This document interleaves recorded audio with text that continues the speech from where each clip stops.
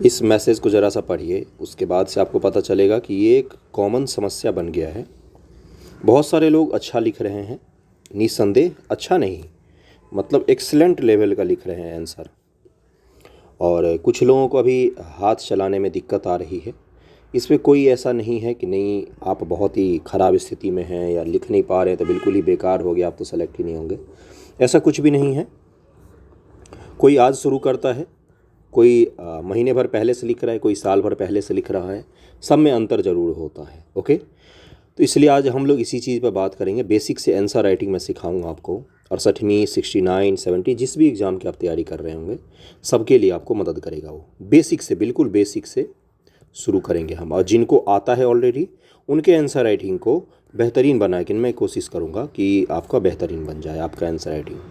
तो आप सभी का स्वागत है आपके अपने आज चैनल पर, और नए हैं तो सब्सक्राइब ज़रूर कर लीजिए। कंटेंट के नाम पर बेस्ट ही मिलेगा, कभी कंटेंट में कोई कॉम्प्रोमाइज़ नहीं करूँगा मैं। ओके, अपने चैनल का तो पता ही है जो टैगलाइन क्या है, truth, trust and content. Okay, message को पढ़िए। हेलो सर, हम आंसर लिखना चाहते हैं, कोशिश भी करते हैं, 1-2 पेज जाते जाते समझ में नहीं आने लगता है क्या लिखें, फिर छोड़ देते हैं। सर कुछ हेल्प कीजिए। दूसरे के आंसर भी पढ़ते हैं पर हाथ नहीं चलता है, यही समस्या है देश की, मतलब बहुत सारे बच्चों की, कि आंसर राइटिंग में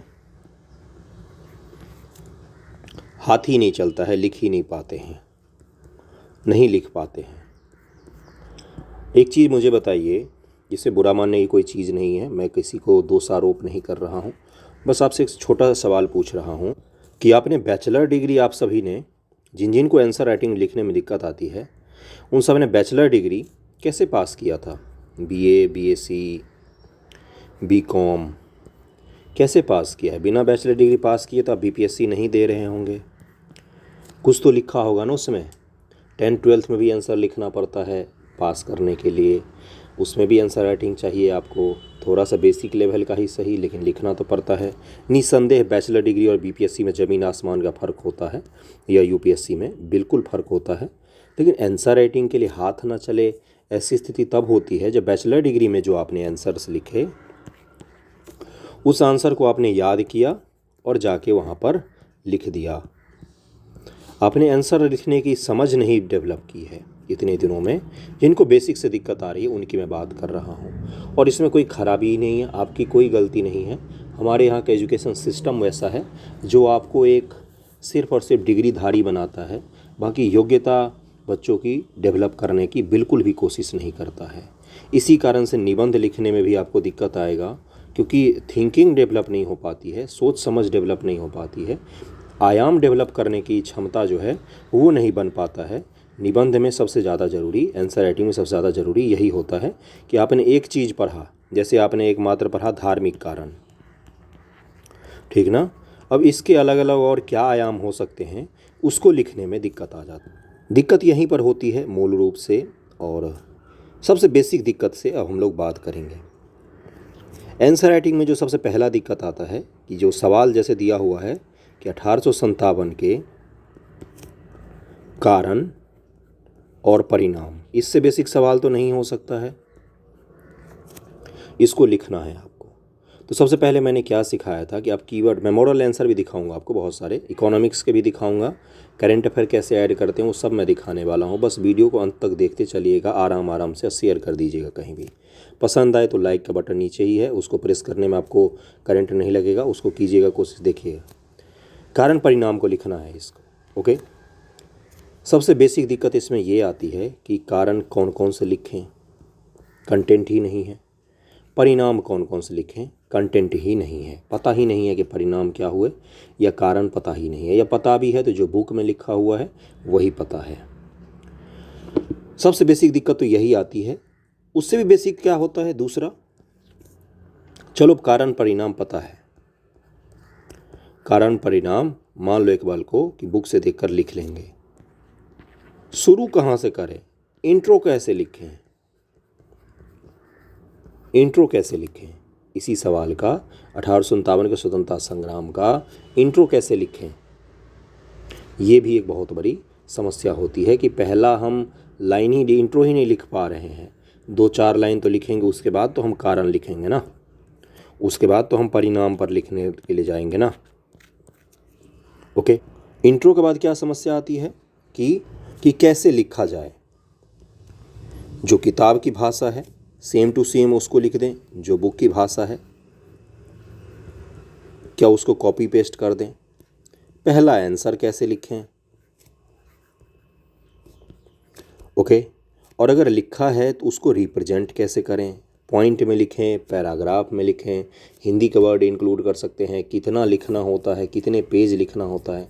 क्योंकि बीपीएससी में शब्द सीमा किसी भी सवाल में अभी तक तो नहीं लाया है बीपीएससी, अगले वाले एग्ज़ाम से क्या करेगा इसकी कोई गारंटी नहीं है। लेकिन शब्द सीमा नहीं होता है, आपको अंदाजन जो बड़े लॉन्ग फॉर्म के आंसर होते हैं उसमें मिनिमम 4 पेज लिखना होता है, और छोटे आंसर में 1 पेज लिख सकते हैं, क्योंकि पेज कम पड़ जाता है आपके एग्ज़ाम में, वहाँ पर पेज कम पड़ जाएगा। इस हिसाब से आपको मैनेज करना पड़ता है। इन्हीं सब समस्याओं पर आज हम बात करेंगे। अब सवाल लेते हैं पहला, 1857 का कारण और परिणाम। ये टॉपिक तो आपने पढ़ा होगा, इतना तो मैं उम्मीद करूँगा ना, इससे ज़्यादा बेसिक और मैं कैसे जाऊँ। इसका परिणाम और कारण आपसे पूछा गया कि 1857 के कारण और परिणाम को लिखिए। इंट्रो कैसे लिखेंगे, अब इंट्रो की बात करते हैं। इंट्रो 1857 के स्वतंत्रता संग्राम को भारत के पहले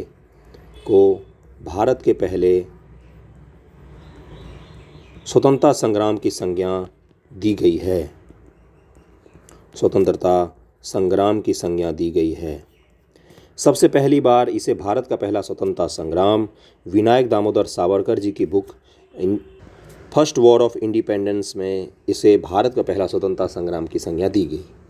उसके बाद आप क्या लिखेंगे, इसे सबसे पहले मंगल पांडे नामक सैनिक के विद्रोह से शुरू हुआ था। बाद में ये दिल्ली, कानपुर, लखनऊ, इलाहाबाद इन सब जगहों पर फैलता गया। धीरे धीरे उत्तर भारत के लगभग में हर जगह पर इस विद्रोह का फैलाव देखा गया है। लगभग मैं शब्द इसीलिए कह रहा हूँ क्योंकि जैसे पंजाब का इलाका है, या जो उत्तर पश्चिम सीमा प्रांत है, या राजस्थान के इलाके हैं, इनमें भी विद्रोह हुए थे, लेकिन छिटपुट घटनाएं देखी गई थी। मुख्यतः यूपी, बिहार, बंगाल, मध्य प्रदेश के कुछ भाग, इन्हीं इलाकों में, दिल्ली में, इन सब जगहों पर खास तौर से इस विद्रोह को देखा गया था। आप यहाँ तक ये लिख देंगे कि इस इलाके में देखा गया, इस तारीख से शुरू हुआ। जैसे आप लिख सकते हैं जिस तारीख से शुरू हुआ उस तारीख को उस इंट्रो में मेंशन कर दीजिए। इंट्रो में क्या सब लिखा हमने कि 1857 के स्वतंत्रता संग्राम को भारत के पहले स्वतंत्रता संग्राम की संज्ञा दी गई है। सबसे पहली बार इसको भारत के प्रथम स्वतंत्रता संग्राम की संज्ञा विनायक दामोदर सावरकर जी की book first war of independence में दिया गया। ये विद्रोह इस तारीख से शुरू हुआ, इन जगहों पर फैला, उसके बाद से इन सिपाहियों ने इसे भाग लिया था। मुख्य रूप से इतना लिख दिया आपने, इतना लिख दिया। बिल्कुल बेसिक वाला पहला आंसर मैं लिखना सिखा रहा हूँ, उतना भी अगर आप कर लेंगे, आगे मैं मॉडल आंसर दिखाऊंगा, चिंता मत कीजिएगा। उसके बाद से लिखेंगे कि विद्रोह के निम्न कारण हैं। निम्न कारण है। उसमें फिर आप क्या लिखेंगे, पहला सामाजिक कारण, सामाजिक कारण, ओके।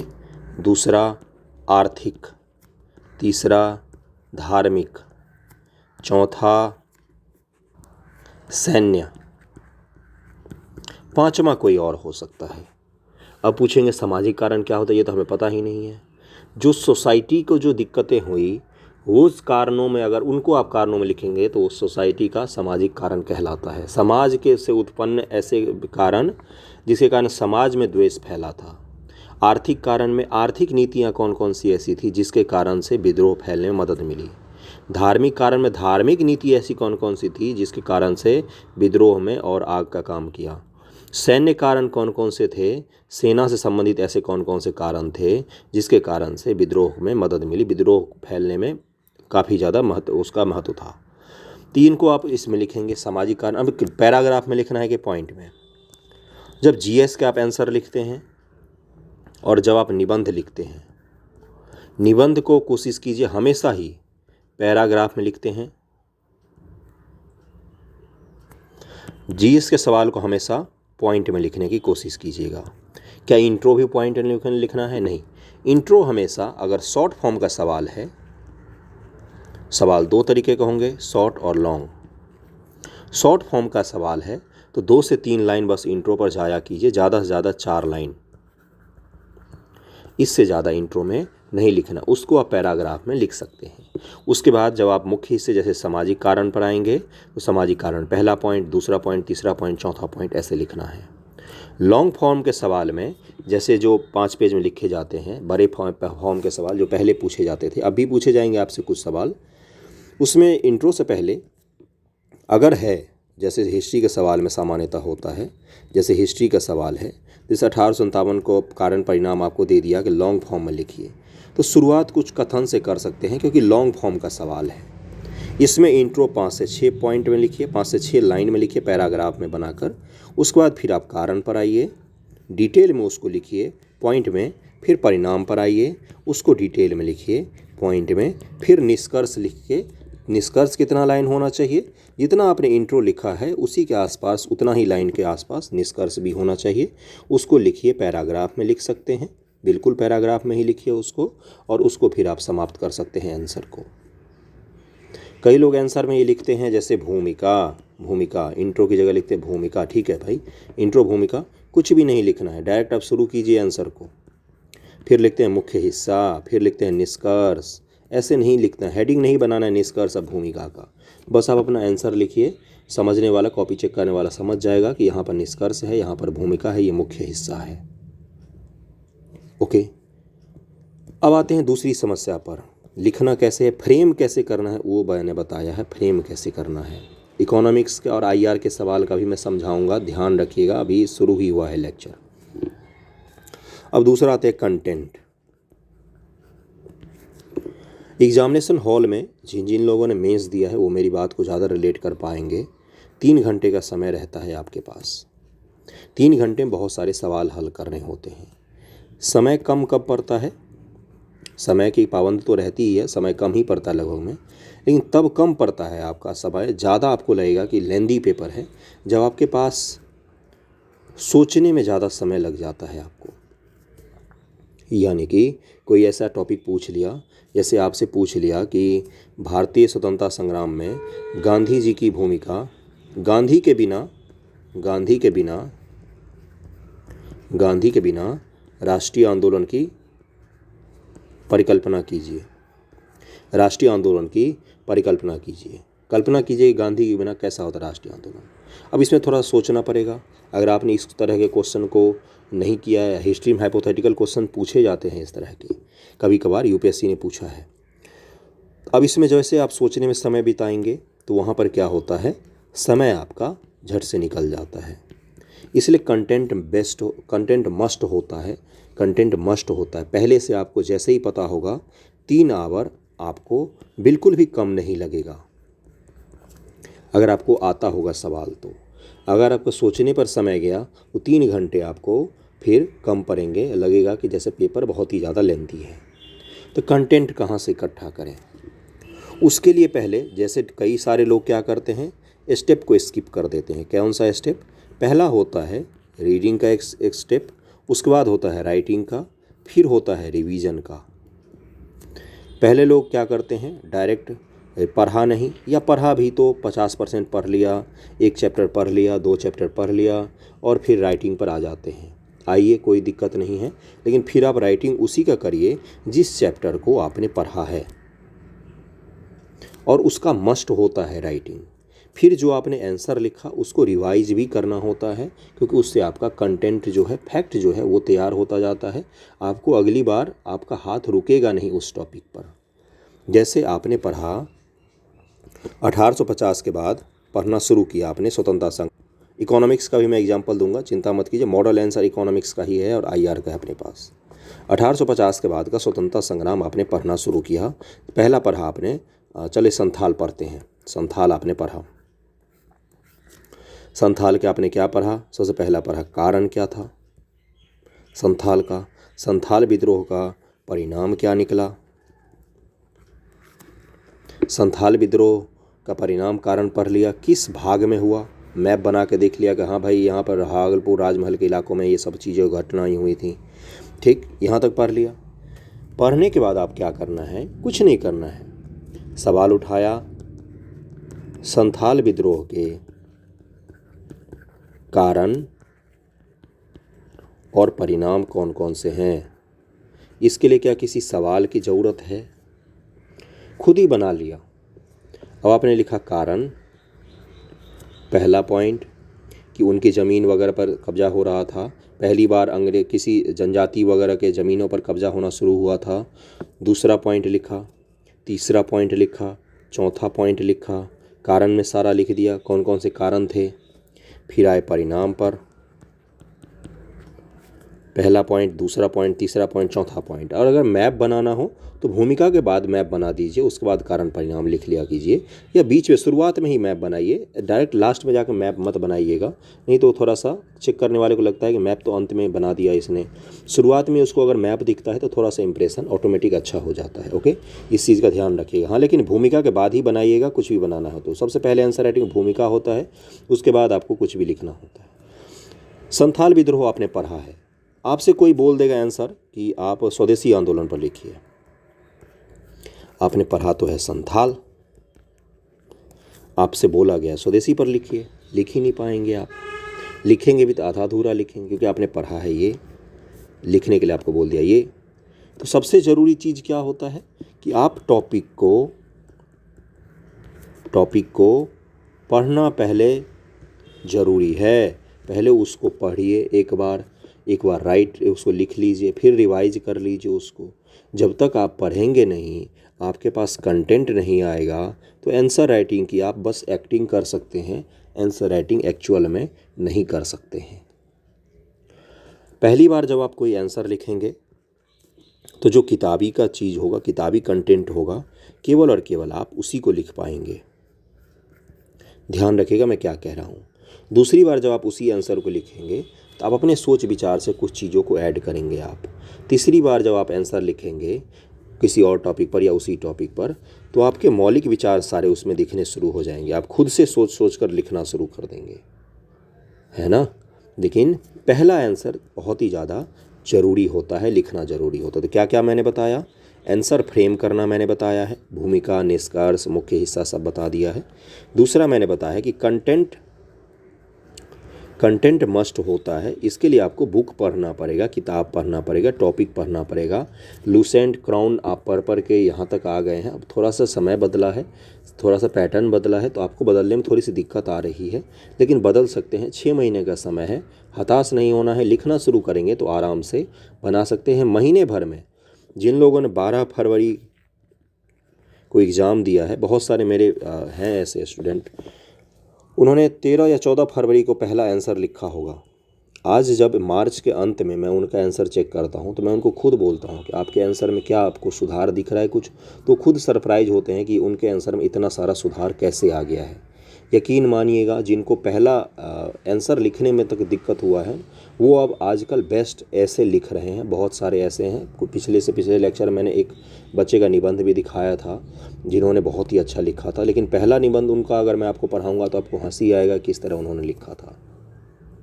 लेकिन लिखना ज़रूरी होता है। ओके, पहला निबंध, पहला ऐसे एक बार लिखिए, 3 से 4 दिन बाद जाके आपका 3 से 4 आंसर के बाद आपको लगेगा कि हाँ अब थोड़ा सा हाथ चलना शुरू हो गया है।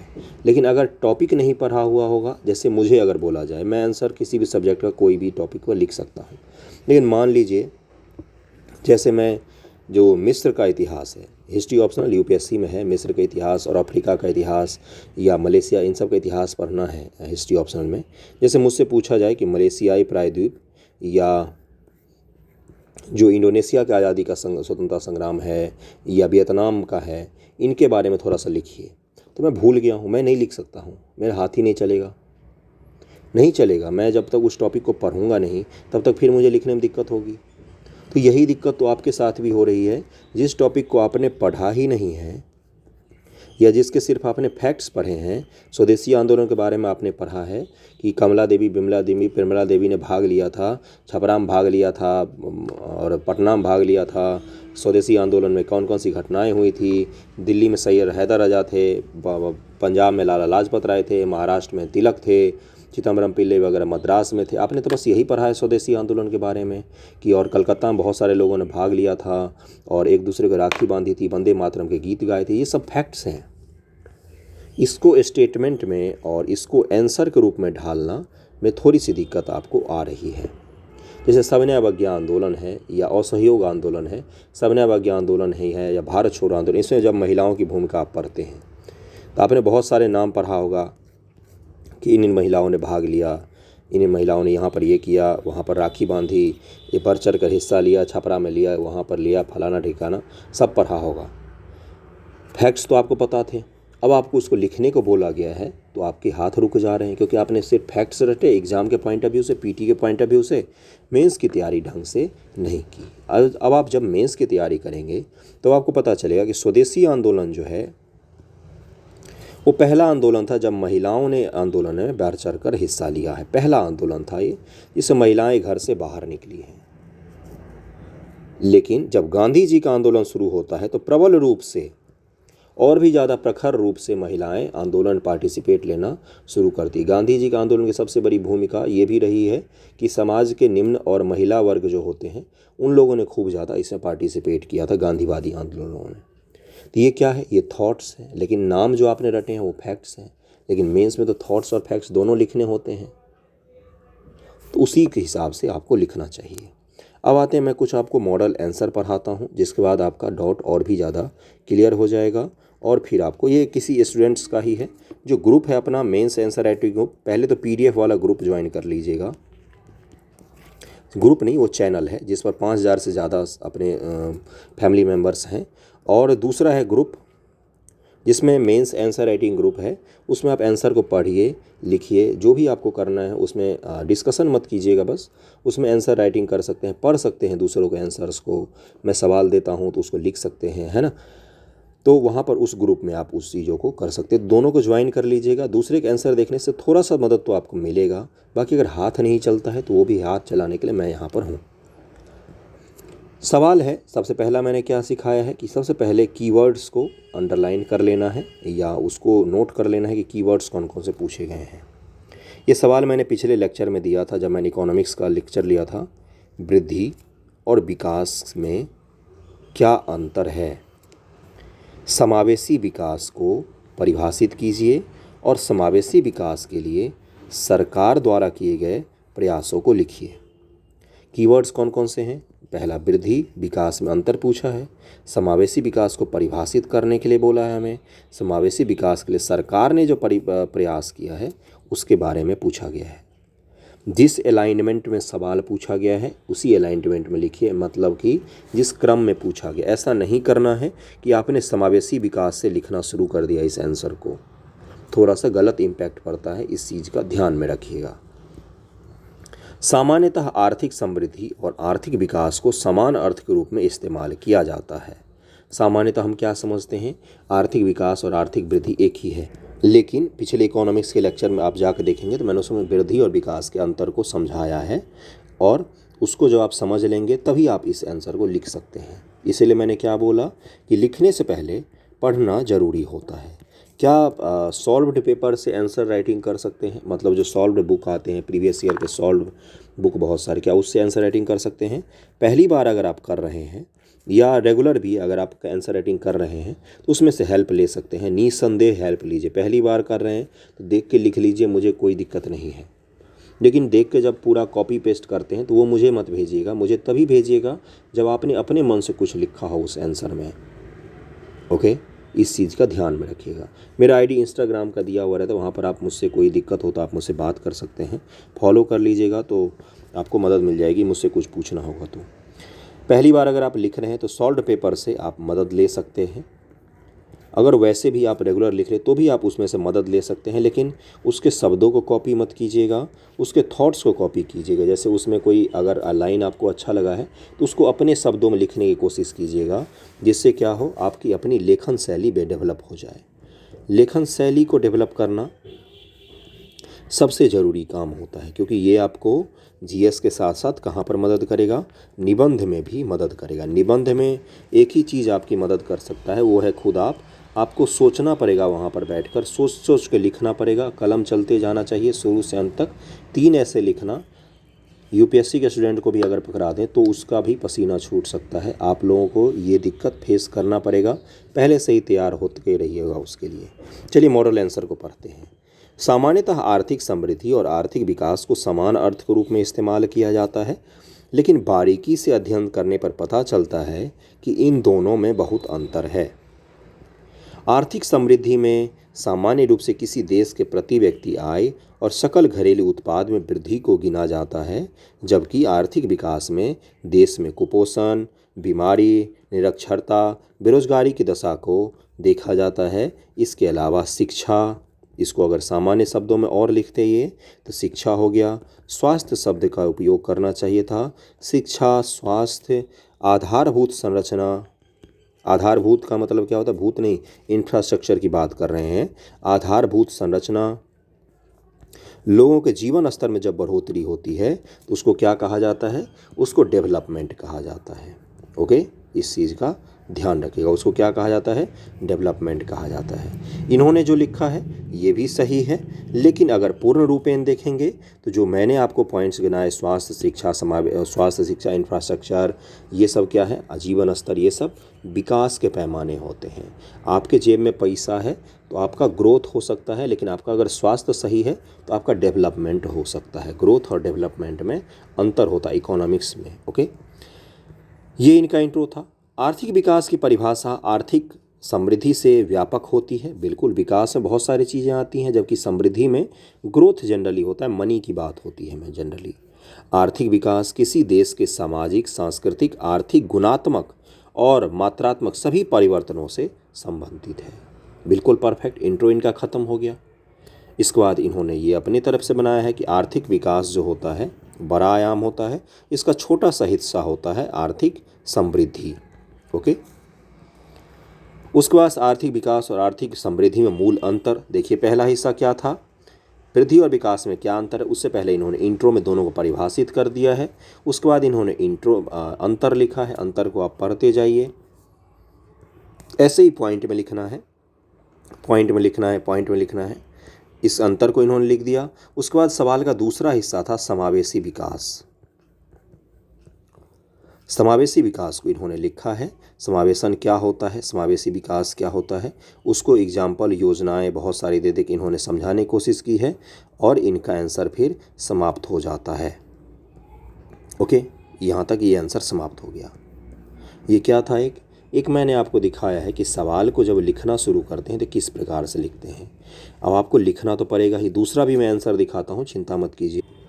इस आंसर के बाद फिर मैं आपको बुक भी दिखाऊंगा, जैसे कंटेंट को लेकर मैं आपको बुक दिखा दूंगा कि वहाँ से देखकर आप लिखने की कोशिश कीजिए। वृद्धि और विकास में क्या अंतर है, समावेशी विकास को परिभाषित कीजिए, समावेशी विकास के लिए सरकारी प्रयासों को लिखिए। इन्होंने क्या लिखा है, इन्होंने बहुत सुंदर, देखो अलग अलग तरीका होता है लिखने का एक ही आंसर को। इन्होंने क्या बोला है, अंतर्राष्ट्रीय मुद्रा कोष के अनुसार भारत अकेले 2023 में वैश्विक विकास में 15% का योगदान देगा, विश्व अर्थव्यवस्था का अनुरूप उज्ज्वल स्थान बना रहेगा। इन्होंने करंट को इंट्रो में इंट्रोड्यूस किया है। इंट्रो जितना शानदार, जितना मौलिक होगा आपका, उतना ही अच्छा आपको मार्क्स मिलने की संभावना होती है। क्योंकि पहला देखो, जैसे मैं 10 कॉपी चेक करता हूँ दिन भर में, तो यकीन मानना 8 कॉपी के इंट्रो एक ही जैसे होते हैं, तो मैं उसको बस शुरू करता हूँ, फिर पढ़ता जाता हूँ, एंड कर देता हूँ। लेकिन जैसे ही कोई पहला लाइन मुझे अलग दिखता है, मैं उस पर रुक जाता हूँ, फिर उसको मुझे डिटेल में पढ़ना पड़ता है कि इसने अलग शुरुआत की है तो इसका आंसर हो सकता है अच्छा हो। तो इस चीज़ का ध्यान रखिए। अगर मैं ऐसा करता हूँ तो कॉपी जो चेक करने वाला होता है वो दिन में 200 आंसर्स पढ़ता होगा, तो उसके साथ भी यही मनस्थिति होती होगी। समान इंट्रो वाले को वो आगे भागता जाएगा, जैसे ही उसको आंसर राइटिंग के फ्रेम में, प्रेजेंट करने के तरीके में, इंट्रो में, मुख्य हिस्सा में थोड़ा सा अंतर दिखेगा, वो रुक कर पढ़ेगा और अच्छा मार्क्स देगा आपको। इस चीज़ का ध्यान रखिएगा।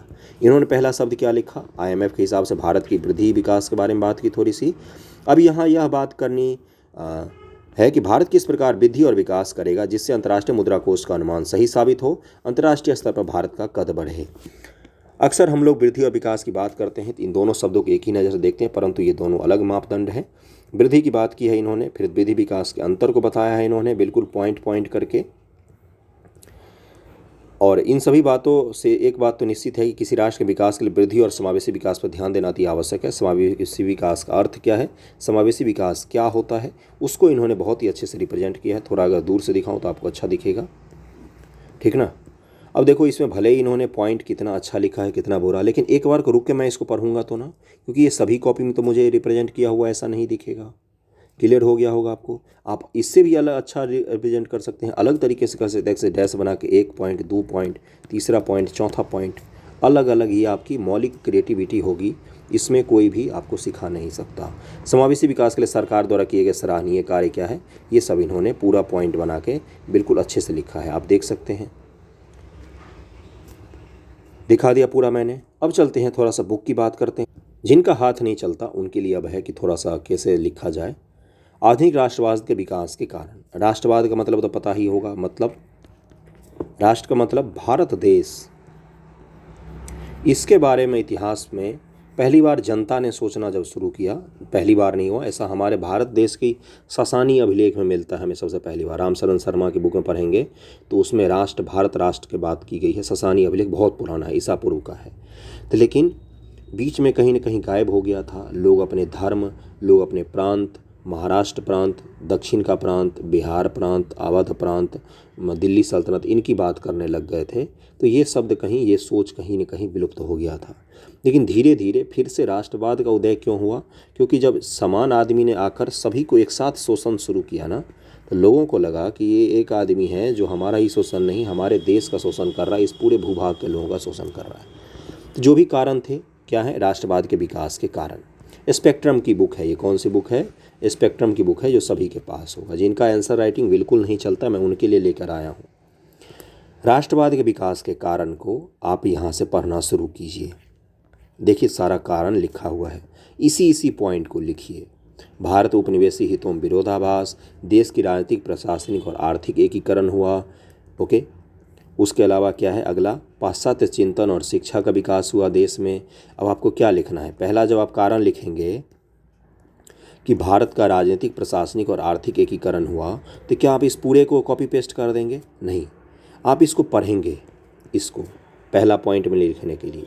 इसके बाद इसमें से आप 4 पॉइंट से 5 पॉइंट निकालेंगे कि राष्ट्रीय भारत की आर्थिक, प्रशासनिक और राजनीतिक एकीकरण हुआ। आप ये लिखेंगे सब हेडिंग, कारण में ये लिखेंगे कि भारत का एकीकरण, राजनीतिक, प्रशासनिक और आर्थिक एकीकरण। पहला कारण लिखें, पहला लिखेंगे पॉइंट, दूसरा पॉइंट, तीसरा पॉइंट, चौथा पॉइंट, पांचवा पॉइंट। इसमें से आपने 5 पॉइंट बना लिया, उसको आप लिख देंगे, है ना। जैसे आप क्या लिखेंगे राजनीतिक एकीकरण में, कि पहली बार देश में एक न्यायपालिका, न्याय प्रणाली, पहला पॉइंट लिखा मैंने कि एक न्याय प्रणाली पहली बार सभी के लिए आया, भले ही वो ब्राह्मण हो, मुस्लिम हो, हिंदू हो, ईसाई हो, सिख हो, सबके लिए एक न्याय प्रणाली आई पहली बार। पहला पॉइंट मैंने लिख दिया ये। दूसरा पॉइंट मैंने लिखा कि रेलवे का जब लाइन बिछाया गया तो उसने जातवाद को कमज़ोर का काम किया। बम्बई का सामान बिहार में जाने लग गया, बिहार का सामान बम्बई कलकत्ता आने लग गया। तो ये क्या था, ये एक आर्थिक एकीकरण का काम हो रहा था। तो दूसरा पॉइंट मैंने लिखा। इसी तरह से इसमें से आप 5 पॉइंट निकालेंगे। पाश्चात्य शिक्षा चिंतन, इनमें से आप फिर 2-3 पॉइंट निकालेंगे कि कौन कौन से ऐसे चिंतन थे जिसने भारतीय लोगों को प्रेरित किया। तीसरा है प्रेस और साहित्य की भूमिका। इसमें से आप निकालेंगे कि ये प्रेस पहली बार छपा, क्या छपता था प्रेस में, क्या साहित्य की भूमिका थी, कौन कौन से साहित्य ने लोगों को ट्रिगर किया, लोगों को प्रचारित किया, जागरूक किया। इसमें से फिर 4 पॉइंट निकालेंगे आप। तो ऐसे करके जब आप कारण पूरा लिख लेंगे तो क्या हो जाएगा, ये देखो सारा कारण दिया हुआ है, ये सारा कारण है, यहाँ तक आपका कारण दिया हुआ है। कांग्रेस से पूर्व राजनीतिक संस्था, ये अलग टॉपिक है। यहाँ तक में से आपको 25 से 30 पॉइंट मिल जाएंगे, 5 से 6 सब हेडिंग मिल जाएगा। जैसे कारण आप लिखेंगे तो कारण में पहला कारण क्या लिखेंगे, एकीकरण। एकीकरण के अंदर 4-5 पॉइंट होंगे। फिर दूसरा होगा प्रेस का विकास, उसमें 3-4 पॉइंट होंगे। इसी तरह से आपको मिल जाएगा। बेसिक से मैंने पूरा समझाने की कोशिश की है। जिनका पहला आंसर राइटिंग है उनके लिए तक कोशिश की है। अगला वीडियो 69 बीपीएससी पीटी को लेकर होगा। बहुत सारे लोगों को डाउट आ रहा है, इसलिए मुझे फिर से बनाना पड़ रहा है मजबूरी में। 69 बीपीएससी पीटी को लेकर होगा। उसके बाद हम लोग करंट अफेयर शुरू कर लेंगे, जैसे अपराधियों का राजनीतिकरण, या अभी जो अतीक अहमद का केस वगैरह चल रहा है वहाँ से जीएस में आपका सवाल गारंटेड है, या मानहानि मुकदमा है राहुल गांधी का, वहाँ से सवाल आपका बनेगा। उसको शुरू कर लेंगे। जैसा भी वीडियो लेक्चर लगा हो ज़रूर बताइएगा। थैंक यू सो मच आप सभी का।